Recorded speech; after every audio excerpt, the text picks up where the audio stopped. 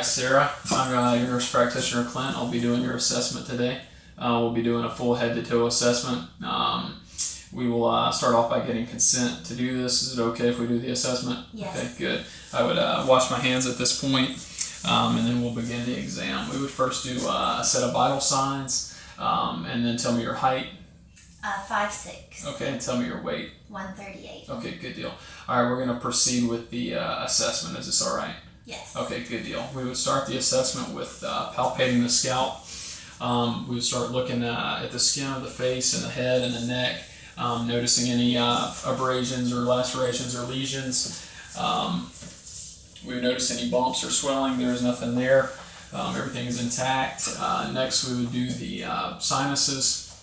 We would palpate the maxillary and the frontal sinuses, noticing any tenderness. Do you have any congestion at all? No. No congestion or tenderness noted. Next, we would look at the temporomandibular joint. I want you to open your jaw for me and close. Do you have any tenderness? No. There's no tenderness, no abnormalities in the closing of the joint of the jaw. Next, we would do an exam of the nose. What we're looking at is the septum. We're looking for any deviations in the septum. We're looking at the mucosa of the nose. We're looking at the symmetry of the nose to the face. Everything looks intact from the outside. Sarah, I'm going to look up your nose with a pen light. Okay. We're looking up the nose. There's no foreign bodies. Everything is intact in the canal. So everything is good there. We will then next look in the mouth. When we're looking in the mouth, we're looking at the teeth, we're looking at the tongue, we're looking at the gums, we're looking at the buccal mucosa. We're looking at all the structures of the mouth, the lips, the top of the mouth, floor of the mouth. There's no abnormalities, no lesions noted. Next, we would do the eye exam. With the eye exam, Sarah, we're going to be using an ophthalmoscope. What I'm going to do with this is I'm going to be looking in your right eye. With my right eye, I'm going to put my hand on the back of your head and kind of stabilize and look in your eye. When we do this, we're going to be looking at the red reflex. We're going to be looking at the macula, the fundus, the disc, and vessels of the eye. We're going to do this in both eyes. We would get the ophthalmoscope here and make sure this is in working condition.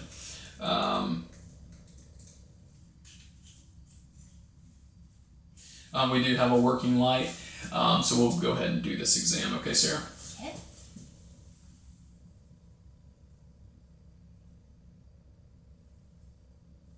Okay, and we would do it in the other eye.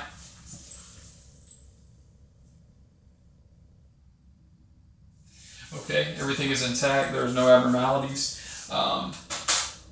Next, we would look at the structure of the eye, the symmetry of the eyes. We would look at the anatomy of the eye, the conjunctiva, the sclera, the iris, the pupil, the eyebrows, the eyelashes. There are no abnormalities. Everything is grossly intact. Next, we would look at the ears, and we would look at hearing. When we do this exam, we'd be using an otoscope. And we have this here. We would check and make sure this is in working order. We make sure that we have a correct earpiece, and then we would begin this exam. Make sure that the light and everything is working and everything on the tool is in working order. When we do this exam, Sarah will be turning the tool upside down. We'll be looking at the outside of the ear. We'll be looking at the auricle, the tragus, and the pinna. We'll be pulling back on the ear. Let me know if you have any tenderness. We'll also be looking to see if there's any lesions of the ear on both sides. And we'll begin this exam now.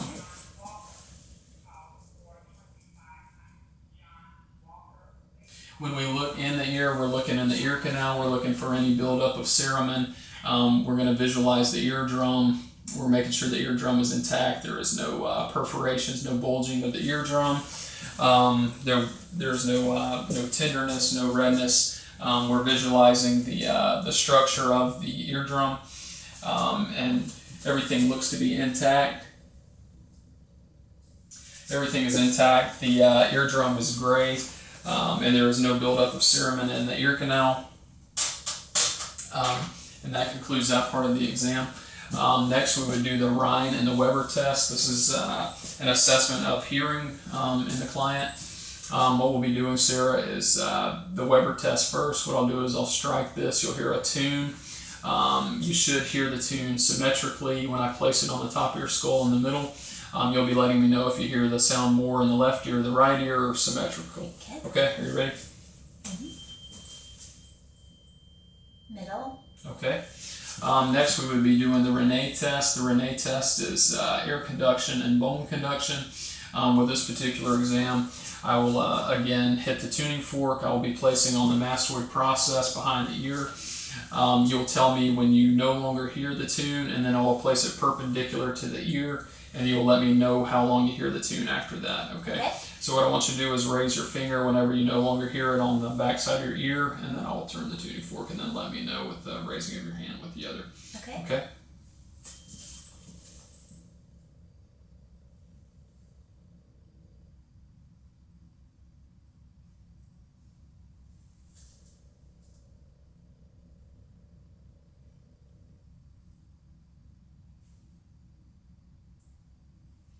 Okay, great. So this test is normal. Hearing is intact in both ears. Next, we would look at the neck. We would go into the cranial nerves next. We would do cranial nerves 1 through 12. We would start with cranial nerve 1, which would be olfactory, and we would test smelling a certain type of smell, and then you would identify that. So Sarah, I want you to close your eyes, and then I'm going to put this in front of your nose, and you tell me what you smell. Alcohol. Okay, good. And the identified object is correct. We had a alcohol pad, and that is correct. Next, we'll do cranial nerve 2, which is looking at visual acuity. What I'll do with visual acuity, Sarah, is I want you to cover one eye. And when I do this, I want you to tell me when you see my fingers from your periphery, okay? Okay. All right. Yes. Yes. Yes. Yes. Okay. Now I want you to cover the other eye. Yes. Yes. Yes. Yes. Okay, excellent. So cranial nerves 1 and 2 are intact. We would next do cranial nerve 3. With cranial nerve 3, we would be looking at the pupils. So we would use a pen light for this. With cranial nerve 3, Sarah, I'm going to be shining this in your eyes. I'm going to be looking at the reflex of your pupils. What we're looking for is we're looking for the size of the pupils. We're going to be measuring that. Then we're going to be looking for the reflex, consensual response, and direct response with the pen light. So we will be doing that now. Okay. Okay. All right.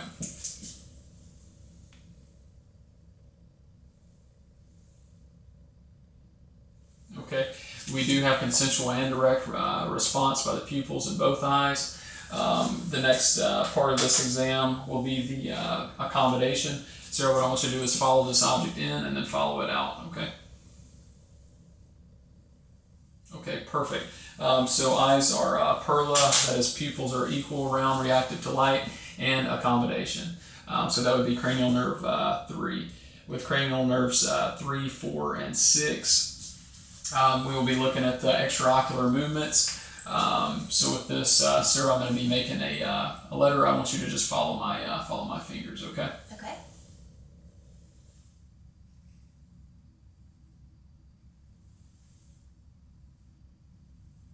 Okay, perfect. That is intact. Extraocular movements are stable and intact. Next, we would do cranial nerve 5, which would be the masseter muscles. So what I want you to do with this, Sarah, is I want you to clench down while I palpate. So clench down your teeth. Okay, good. It appears this cranial nerve 5 is intact. Next, we would do cranial nerves 7, which will be the muscles of the face. So Sarah, I want you to smile for me. Smile, frown, push out your cheeks. Okay, raise your eyebrows, close your eyes, clench. Okay, excellent. Cranial nerve 7 is intact. With cranial nerve 8, we will be doing a whisper test. So what I'll do, Sarah, is I want you to cover one ear. I'm going to get on one side of you. I'm going to whisper a number, and then I want you to tell me what you hear. Okay. Okay. So cover your left ear. War eagle. War eagle. All right. Now cover the other ear. Go Tigers. Go Tigers. Okay, so cranial nerve 8 is intact. Next we'll do cranial nerve 9 and 10. With cranial nerve 9 and 10, I'll be using a tongue depressor. We will put this inside your mouth. We'll press the tongue down. We're going to be looking at the uvula and the gag reflex. Are you ready? Okay, say ah. Ah. Okay, perfect. Cranial nerve 12, we're looking at the movement of the tongue. So what I'm going to do is I want you to move your tongue to the left and then move back the other way, up and down. Okay, excellent. So the tongue is moving. Cranial nerve 12 is intact as well. Next we will do cranial nerve 11, which is looking at the trapezius and sternocleidomastoid. So what I want you to do is lift your shoulders. Okay, excellent. And I'm going to put my hand on your face. I want you to push against me. Good. And push against me. Okay, excellent. So cranial nerve 11 is intact. Next, we will do articulation of words, and we will listen to you pronounce a series of words. And this will assess cranial nerves 5, 7, 10, and 12. So I want you to repeat back to me: light, night, bright, tight. Light, night, bright, tight. Okay, excellent. This concludes cranial nerves 1 through 12. We've assessed all 12 nerves and everything is intact. Next we would move into the neck. So we would inspect the neck. We look at the skin. We're looking for any types of lesions, any skin breakdown. There's nothing noted. Sarah, I'm going to assess the range of motion with your head. We're going to be looking at flexion, extension, lateral bending, and rotation. So move your head backwards for me. Good. Move your head forward for me. Good. Move your head to the left. Okay, good. Now the other way. Good. Now do your head like this. And back the other way. Do you have any tenderness at all? No. No tenderness noted. Next we would move into the assessment of the lymph nodes of the face and the neck. So I could just really stay in front of you for this. So we would start with the occipital. We would start palpating, noticing any tenderness or swelling. We would start with, like I said, the occipital. Then we got post-auricular, pre-auricular, parotid. We have submandibular, submental, anterior cervical, posterior cervical, and supraventricular lymph nodes. There's no tenderness. There's no swelling noted. So next we would palpate the carotid artery. We would make sure to just do this with one side at a time. And carotid is palpated. And 2 plus, and 2 plus. At this point, we would also go ahead and auscultate for any bruits. We would make sure our stethoscope is in a bell position, which we are.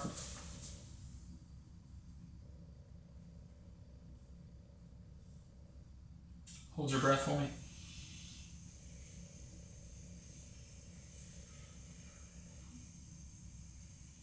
Okay, there are no bruits noted. We would also listen to different areas of the carotid pulse while we're doing that, making sure not to occlude both sides during this exam. Next, we would look at the trachea. We would look at the midline of the trachea. We'd make sure there's no deviation. There's no deviation. It's symmetric with the head, and there was nothing abnormal with that. Next, we would go ahead and palpate the thyroid gland. I would do this by getting behind the patient. Sarah, do you have any tenderness at all? No. Okay. There's no swelling, no tenderness with the thyroid gland. Do you have any trouble swallowing or anything like that? No. Okay. Any shortness of breath? No. No. Okay. After that, we would move into the assessment of the thorax. We would begin this assessment by looking at the thorax, the posterior thorax. We're noting respirations. We're looking at retractions. We're looking at any type of abnormalities in respirations. After that, we would palpate for tenderness. Sarah, do you have any tenderness at all? No. All right. There's no tenderness in the back. Next, we would begin by percussing the patient. When we percuss, we will use our hand, place it on the patient, and we will tap on our middle finger. And we will be listening for dullness and resonance, noting any abnormalities. So Sarah, I'm going to percuss now, okay? Okay.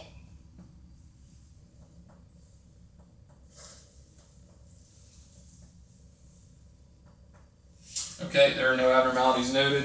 I'm now going to assess the symmetry of your expirations and inspirations when you take a deep breath. I want you to take a deep breath for me. And out. Okay, excellent. Inhalation and expiration is normal and symmetric on both sides. What I want you to do now, I'm going to percuss as you take deep breaths. I'm going to ask you to take a deep breath and hold it and then breathe out for me. So deep breath and hold it in and release. Deep breath and release. There are no abnormalities noted. Next, we would look at the anterior chest. We would begin noting any signs of skin breakdown or abnormalities. There was nothing noted. You could palpate for tenderness. We would also take this point as well, along with posterior and anterior, to palpate tactile firmitus. Sarah, I want you to say 99. 99. Say it again. 99. Again. 99. Again. 99. Okay. Now. 99. 99. Okay. Excellent. So after this, we would begin listening to the lungs as well. We would listen posteriorly and anteriorly, listening for any abnormalities. Deep breath. Deep breath. Deep breath. Deep breath. Deep breath.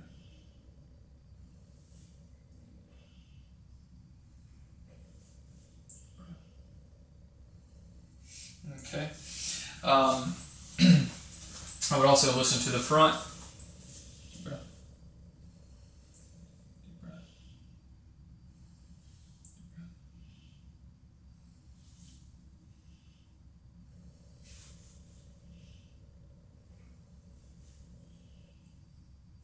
There are no wheezes, no crackles, no rhonchi noted. All lobes are clear throughout.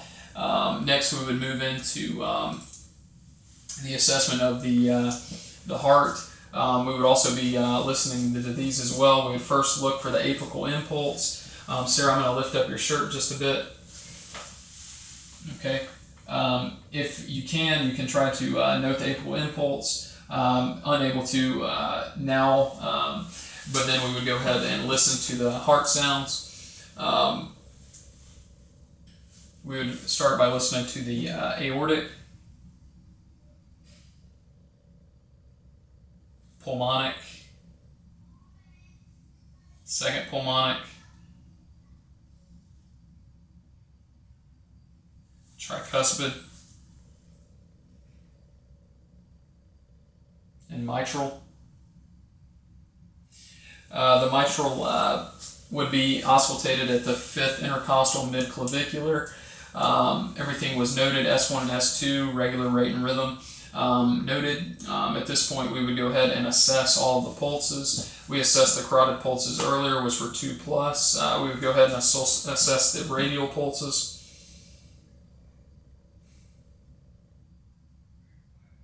Which are regular. We would also assess the brachial pulse.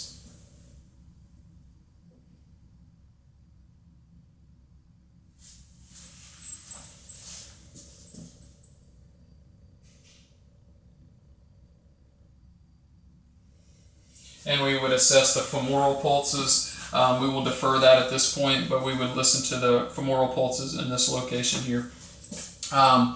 Next, we would also look at, while we were listening, we could listen to the renal arteries, iliac, and femoral arteries. We're listening for any types of bruits. So we can go ahead and do that too. We would do that with the bell.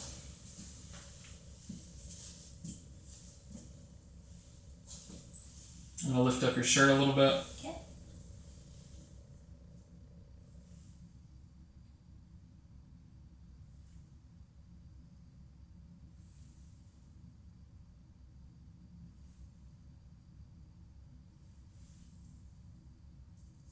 Okay, there are no bruits noted. We would also listen to the inguinal, not listen to, but we would also palpate the inguinal lymph nodes, both vertical and horizontal, which would be located in this location here. Sarah, if you would lean back for me, and we'll go ahead and do that.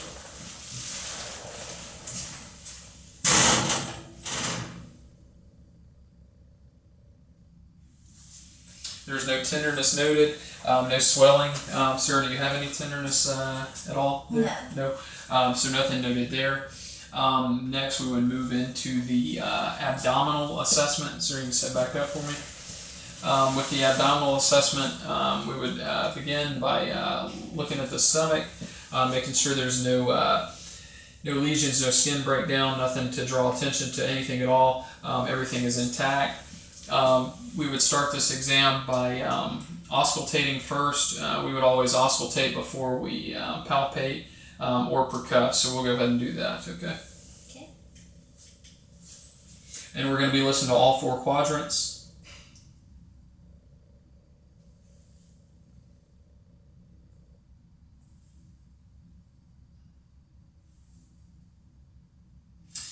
Vowel tones are noted in all 4 quadrants. There's no abnormality in tones, no hyperactive vowel tones, no hypoactive, and no absence of vowel tones. We're normal reactive in all 4 quadrants. Next, I'll get you to go ahead and lay back for me. Next, we're going to be percussing the quadrants of the stomach, noting any resonance, any dullness at all.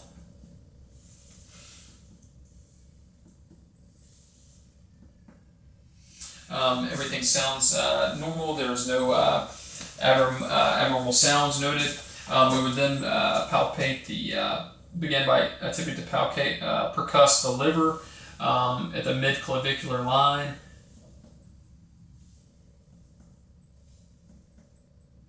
We would note this in centimeters and chart appropriately. Next, we would go ahead and try to palpate the organs of the stomach. This would consist of the liver, both kidneys on both sides. Sarah, do you have any tenderness? No. Okay. We would also attempt to palpate the spleen.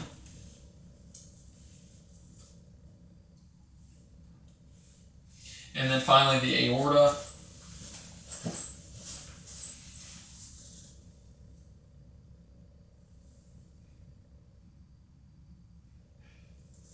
Okay, you can sit up for me. All right. Next, we would begin by assessing the musculoskeletal system. With this, we would we would begin with the shoulders. We're going to palpate the shoulders. Do you have any tenderness or pain? No. No tenderness or pain noted. With this, we're going to assess the range of motion of the shoulders. With the shoulders, I'm going to get you to go ahead and lift your shoulders up for me. All right, all the way up. There we go, and back down for me. Okay, we're going to be assessing adduction and abduction. I'm going to get you to raise your arms in front of you like this, all the way up. Okay, and back down. Okay, excellent. All right, now hold your arms out and bend the elbow. Okay, any pain? No. No. Okay. Any pain? No. Okay. After we do the shoulders, we look at all the movement of the shoulders, assess range of motion. There is no described pain. We will then move down the arm while we're assessing the muscle tone and the skin of the arms bilaterally. We would then look at the elbows. Straighten your arm out for me. Okay, we're going to be looking at extension and flexion. Do you have any tenderness? No. Extension and flexion again on the other side. Supination and rotation. So I want you to do your arms like this and then back. Okay, excellent. And no pain there? No. Okay, excellent. We would then move further down the arm, noting any type of skin breakdown or lesions. There's nothing there. We would then assess the wrist. I would like you to bend the wrist back, good, and back and down. And we're looking at extension and flexion. There's nothing noted there. No pain, no tenderness. We would look at the fingers. Spread your fingers for me. Excellent. So we're assessing abduction. There are no abnormalities there. I would like you to kind of pull your fingers back a little bit. No pain there. No. Excellent. And then down. Okay, and down. And no reported pain. It seems that both extremities, upper extremities, are grossly intact. No tenderness and no pain noted throughout. Next, we would move down to the hips.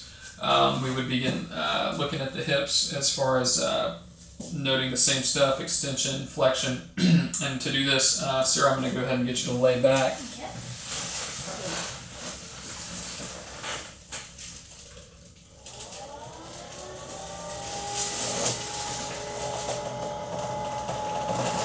Okay. Okay, excellent. So Sarah, I want you to lift up this leg for me. Lift up. Okay, good. Any pain? No. No pain.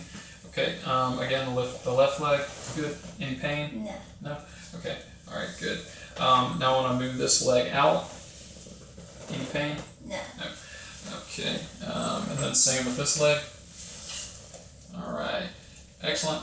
Now kick this leg out a little bit. Now move this leg over. Any pain? No. No. Okay, I'll kick this one out and I'll move this back. Okay, excellent. There's no tenderness noted in the hip joint. We can also go ahead and sit up for me. We would move further down the leg, noting the muscle tone of the legs and the skin of the legs. We would make our way to the knees. We're going to also look at extension and flexion of the knee. So bring this knee up. Excellent. And bring this up. Any problems there? No. No? Okay. All right. We could also, at this point, if Sarah was laying on her stomach, we could flex the knee backwards, so note any tenderness there, but there's no pain in your knees at all at this point. Next, we would move further down. We're going to look at the muscle of the lower leg. We're going to make our way to the ankles. We're going to assess the joint of the ankle. With this, we're going to be assessing flexion and extension. Is there any pain? No. No pain. We're going to do this with the left, flexion, extension. We're also going to do inversion and exversion. So bring this in. Any pain? No. And out? Nope. In and out. Any pain in either one of those? No. Excellent. We're also looking at the toes. We're checking capillary refill. The toes are capillary refill is less than 2 seconds. We could also check capillary refill in the fingers, less than 2 seconds as well. No issues there. Sarah, the next thing I'm going to get you to do is stand up for me. Okay. We're going to be assessing the spine. So what I want you to do is bend forward and touch your toes for me. Excellent. Do you have any pain? No. Okay. And back. And then I want you to kind of flex backwards. Excellent. Any pain? No. Okay. I want you to bend to the left and bend to the right. Okay. Excellent. Any pain? No. Whoops. All right. Sit here for me. Okay. All right. Good deal. So the next thing we would do is check all of the pulses. We're going to look at dorsalis pedis, 2+, 2+. We're going to be looking at popliteal, 2+ and 2+, posterior tibial, 2+ and 2+, and all of the pulses are regular. Go ahead and stand back up for me.